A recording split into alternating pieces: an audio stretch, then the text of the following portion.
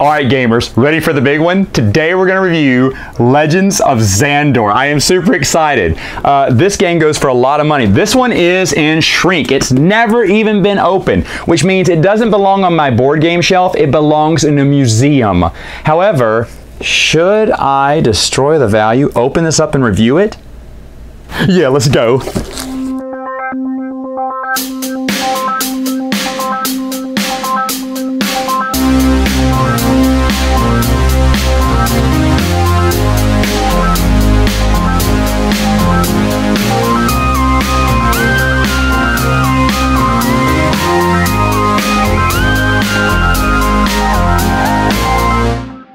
Setup for this game is not easy. What you're going to be doing is placing all these little tiles. Gray tiles go here, orange tiles go on this one, and green tiles go up there. They don't always fit, especially those green tiles.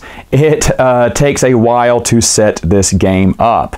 Of course, the pieces look great. I'll be doing a close-up view after I'm done, so you can see all the detail here. One thing, Zagor doesn't fit in his throne room, so you have to sit him outside and on top of one of the start buttons. I'll show the electronic wizardry here in a minute, but what you're going to do is you're going to start off as the wizard, barbarian, dwarf, or warrior, and here they all are. These minis look really good. I'll just show you the top 4 people that you can be, and each one is different because on their character sheet they have different, I shouldn't say strengths, and see what just happened there. He just flew off these tiles. These tiles are really awful because when you land on them you basically have to remove your guy to flip it over and see what it is. Now, the game says you'll place them in any of these 4 corners, and you will flip that over, and that's what they will get, either a reward or punishment. Each time you land on a tile, it is either reward or punishment. Now, the game gives you awesome little player aids to help you out for what the tiles mean or what the equipment stands for here, so you'll always want to have these nearby. But each person is going to get a little player sheet. So there's the barbarian, who's also looking like the ultimate warrior. There is the wizard. There is the dwarf. And finally is the warrior. Okay, so these are the 4 characters that you can be. Now, you don't know, but each one of these are a little different, and the difference comes in the price of the material. Everyone has different costs. As you see, a sword for the warrior costs 2, but for the barbarian it costs 5. An axe for the warrior costs 6, but for the barbarian, that's right up his alley, it's a 1. So I do like that in the game. Now, what you're going to do is you're going to start off, every character starts off with 1 strength and 6 stamina, and I'll explain what that means when we get to battles. You'll put your gold here, which everyone starts with 20 gold. Over here, these are for the monsters. Zagor is going to tell you what the strength and stamina is for the monster, and there are little tokens that you'll use to adjust whatever that strength and stamina will be. And then over here is equipment that you either pick up along the way on one of these tiles, or you can buy at this little store here, which is nice and handy dandy with your 20 gold. Of course, there's the cost there for each one. Also some other stuff here as well. And let me just go over this. When you start off with 1 strength, the more equipment you buy, the stronger you'll be. So for instance, a sword will give you a +2 in your strength. A chainmail will give you a +2. Helmet gives you +1. Shield gives you +1. Axe gives you +1. What does that mean? Well, right now, every time Zagor calls out a number that's higher than your strength, you're going to take a hit on your stamina. So you do want to armor up so that you can be super powerful, even though he will say 9, 10 sometimes. And he'll definitely give you a blow each time, even though your strength may be back some. But you definitely want to build it up along the way as you're fighting all these little monsters, because now these over here are supposed to be harder than these, and so is the dragon over there, but to be honest, they're kind of even or so in the 1 game I've played so far. Anyway, so what do these other things do? Well, magic ring. Right now, each player is going to start with a spell card. Now, these spell cards represent little cheats in the game that you can do. You can cast 1 spell per turn. You'll take another card after you use a spell card. However, if you have a magic ring, you get 2 spell cards. So you can cast more spells to help you out along your way, either defeating monsters, moving along in the game, or whatnot. So, elven boots. Each player on their turn gets a choice to move 1 or 2 spaces. So for instance, when you press it, and I'll show you how that setup works, he'll tell you who to go first, and then you just go. After that, he's just going to sit there and be quiet. Every once in a while, he'll interrupt. But each player will move 1 or 2 spaces around the board, and they'll flip over that tile. Now, if you have the Elven Boots, you can actually move faster. You can move up to 3 spaces. Healing potions, you can get up to 3 of them, and healing potions will restore your stamina. So after a battle, if you get knocked down to 3, 2, 1, you can drink one of those health potions, boom, and move back up to 6. Remember, the maximum you can have is 3. Again, you can find any of these items underneath the tiles, but of course you can always go to the magic shop or the store. This dude has everything. He's like the Walmart of this game. Next up is the magic arrow. You can have up to 3 of these, and what they do is you can zap the bad guy, the monster, and reduce their stamina by 1 every time you use a magic arrow. Again, you can buy them here, or you can find them around the tiles. Last one here is the torch. You can have up to 3 torches, and what they do is they let you look at 3 tiles ahead of you. So if you want to see, because some of these are really bad and you don't want to get on those, you can use your torch, especially over here. These are a lot of bad ones here. You can use your torch to kind of see which one do I want to step on and which ones do I want to avoid.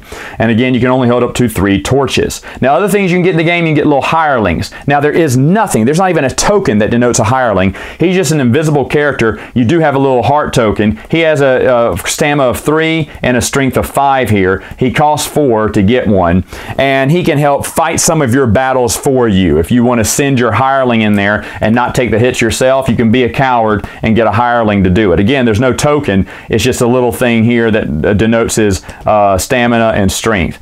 Then finally, there's a mule. He costs 3. You can also pick one up on one of these tiles sometimes. What mules do, every time you go in here and you fight one of these monsters in one of these dungeons, if you are successful, you get 1 treasure card. If you defeat one here, you get 2 treasure cards if you defeat one over here. I'll get to the purpose of treasure cards in a minute, but you can hold up to 6 treasure cards. However, if you have the mule, if you bought the mule, and there are tokens for mules there, boom, boom. So if you have a mule, you may carry up to 2 extra treasure cards. Now, why are treasure cards important? Once you get to Zagor, he is automatically 12 in strength and 12 in stamina. You're like, whoa, that's incredible, because this is just a 10-sided die. I'll never roll 12. I'll never defeat him, which is true.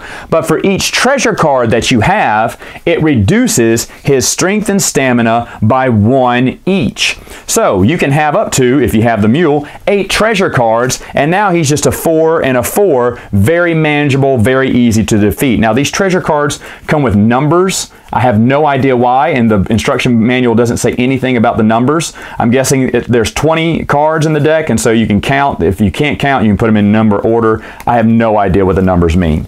Anyway, though, that's why you kind of want a mule. So, one last thing, when you're fighting everyone, when you do fight the dragon, every time you cross this skull bridge, you do have to fight the dragon. You'll press the regular number to fight, and whatever, Zagor will call out the strength and stamina, but whenever you're fighting the dragon, you'll add a +2 onto that.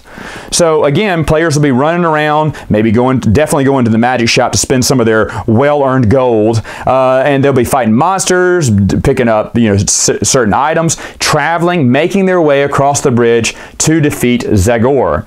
Now, as they're doing that, they can also fight each other. So if one lands, now they can't fight each other if they're both in here. Only up to 2 heroes can be in here, but they cannot fight. This is hallowed ground. They can't fight there, but they can fight anywhere else they want to. And if one ends his turn next to another one, they may do battle. Now, how that works, they just check their strength and stamina, and they roll this die. As long as it's stronger, then the die roll is higher than their strength, that person will take a hit. Now, after the battle's done, the winner gets to take all that person's gold and any treasure chest they've accumulated. I have no idea in a game where you're all trying to fight to defeat Zagor why these people would be hot-headed enough to fight each other when there's all these other dangers in the dungeon. Well, all right, thematically it probably doesn't work well. But anyway, that's what you get when you can play player versus player. Now, every once in a while, Zagor is going to interrupt you, and he's going to either reward or curse you, because he is keeping count on who's entering these dungeons. If you're entering a lot of dungeons and you're coming out victorious, for some strange reason, Zagor is going to reward you because he likes your spunk or whatnot. So he'll reward you. If you're not, if you're playing chicken, you don't want to fight any of these these people, or you're just trying to build up your power before you go fight one, Zagor may randomly punish you. He'll call your name, wizard, dwarf, warrior, barbarian, and he'll curse you with something. Or send a fireball your way, which will drop your stamina or drop your strength, whatever it is, usually stamina. But anyway, so he can be generous and he can be very hateful toward the players. And so let me just show you some of the tokens you put on your board. This is for strength. This is for your stamina here. You will place them on the board wherever you need.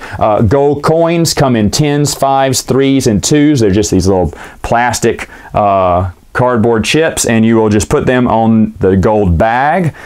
You do have your hireling's little plus sign strength as a mini heart, and then of course the enemy's strength and stamina tokens, which would be there, and you would just place them and adjust them on the monster track where needed. Now it tells you what control buttons to press when you're going into combat. So if I'm the barbarian, that's what I need to press, which is nice. But one thing the game doesn't tell you, the instruction manual does, but there's nothing on the board that tells you which buttons you should press when you're in that certain dungeon, because he needs to know. So for instance, if you're over here, you enter in a dungeon, you press the dwarf token. If you're over here, you press the wizard token. Then he's going to say, who dares challenge me? And then you'll press your own token so he'll know who you are. Now over here for the dragon, you will also press the wizard button as well. The only other button you'll ever press is the barbarian button, and that's if you go against Zagor. And then he'll say, who dares challenge me? And then if you're the barbarian, you press it again. If you're the wizard, you press the wizard token.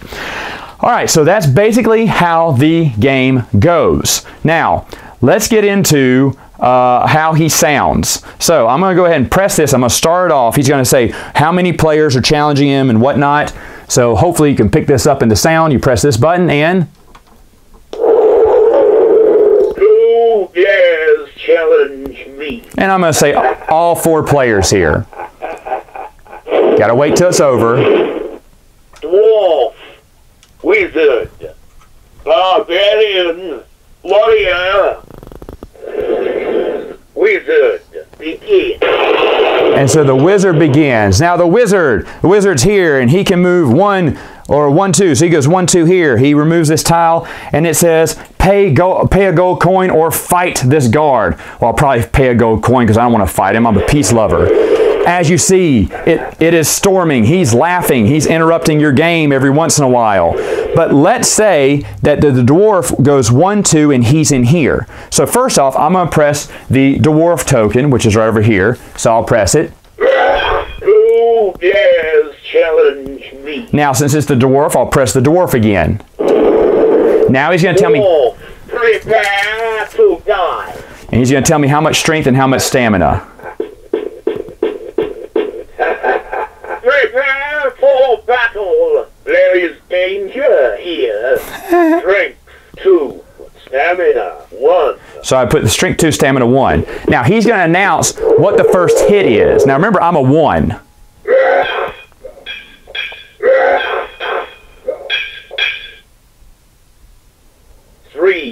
Now that hit me, so I would move down in my stamina. Then I would roll, and if I hit him, which I didn't, I missed. Now he would go, you can't wait for him. He's going to automatically call it, so you need to roll this die fast. 9. And then he hits me again, so let's pretend I'm down to a 4. Then I hit him, and let's say I just beat him. Well, then what I would do is I would press, I think, the dwarf button again. I don't remember which button to push. 9. Okay, I pressed the dwarf button again. There you go. And someone dies, either me or him. Okay? And that's how it goes. And then he goes back to normal again. Now, if you ever lose a battle, which is almost borderline impossible unless you're an idiot, then you would go back to start. You would lose any of your treasure chest cards, and you'd go back to the space that you were on. And that is Legends of Zagor. All right, so here is the ground level view of what all the characters look like. There's the merchant. It doesn't matter where you put the monsters because they're all kind of generic. There's the staircase you move across. Like again, I said, the figures look really nice here. There's the dragon across the bridge there, and there's Zagor, and there's his skull throne room.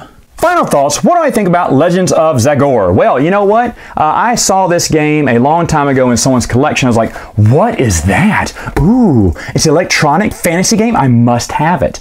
Now, this game is friggin' expensive. I'm just going to say, do not get it for the big price. It's not worth that big price. If you find it as a deal, it probably is. For the reason, as I said, first off, pieces, setup, it looks really cool. If you're a little kid, this must be one of the most amazing games you'll ever play. And I'll be honest, if I was a kid, this probably would have been one of my favorites as well. Things I don't like about it, the tiles, you know, having to remove your character and get that little tile out. Ugh, that's kind of fiddly. I don't like, the setup takes a long time too to find where those dungeon pieces go inside each one of dungeons. Each one of the dungeon spaces are kind of hard.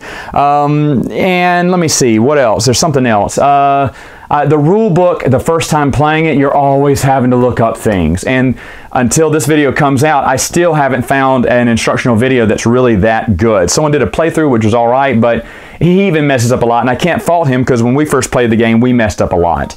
Anyway, overall, the game is okay for kids. Now, there are better games out there, though. Omega Virus, electronic game with a sci-fi theme, in my opinion, is better than Legends of Zagor. If you want fantasy, Dark World is actually much better than this one. And the reason is, you can't lose in this game. It is, now I know I'm talking about vintage game, you're like, Matt, you're being way too hard on a vintage game. Yeah, but even in some of these vintage games I have, you can lose. In this one, unless you're really dumb, unless the kid's really dumb, they're not going to lose. All of my nephews, easily, even the one who was, what, 4 or 5, he figured out that you have to go to that place to buy potions. Buy those healing potions. Those are very important in the game, because if you get down in health, you can drink the healing potion and you'll never lose your treasure chest and you'll never lose your gold. One of my other nephews just realized I need to get the maximum treasure cards, and he did. And so when he played Zagor, he had all the strength and power, and Zagor had a 4 and 4. He was easily defeated. Easily defeated. So someone's going to win, you know, either way, because even you have the healing potion. He had a healing potion too that he could drink if Zagor knocked him down to a 1. So there's no way to lose the game, and that's why I say Omega Virus and Dark World are better, because there are possibilities where you can lose. Now, this game is straight up for kids. If you find it for a good deal, which is impossible, pick it up. If not, get one of those other games. It's they're a little bit better. Anyway, I love it. It's staying in my collection, though, because it is a collector's piece. I'm proud to have it in my vintage collection. All right, gamers, that's all the time I have for now. Until next time, you know what to do. Game on!